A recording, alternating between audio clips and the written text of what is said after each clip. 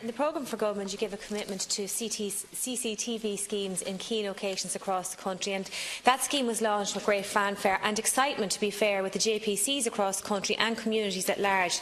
I have in front of me here a letter from Cavan County Council and the members specifically who passed a resolution last Monday asking that the Minister for Justice and Equality actually reform this relatively new scheme. And the frustration comes from the point that the government have allocated over £1 million to be delivered over 3 years in relation to this scheme, and currently I believe there are only 4 applications have actually been successful with a delivery of at a cost of £120,000.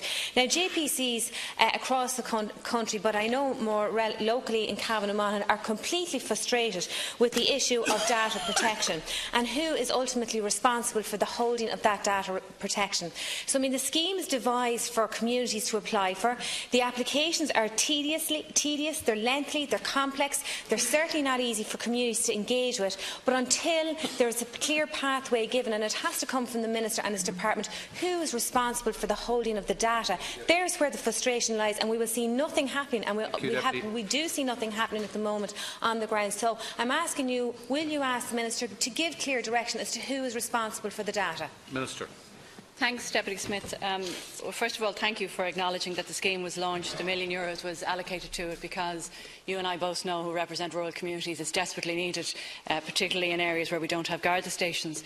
I think that the difficulty, and I can only speak for my own neck of the woods, as you can probably for your county, some of the initial difficulties was around privacy issues. When we got over those issues with the County Council, the secondary issue came about as to who was the data holder. I think with the advent of the GDPR new legislation that came from Europe this year, and how we're all probably still floundering as to exactly the responsibilities that we have, that needs to be teased through by the Department to make sure that we get an accurate reflection. And unfortunately that is going to delay it somewhat. But I would be loath for anybody to think that they have the answer to without it actually being checked out by the Data Protection Commission, which is liaising, or the Department of Justice is liaising with at the moment. So as soon as that comes back, I'll find out. But actually what I'll try and find out in the interim is that how quickly they do expect a response, so that at least we'll all know where we stand. Thank you, Minister. Deputy Dessie Ellis.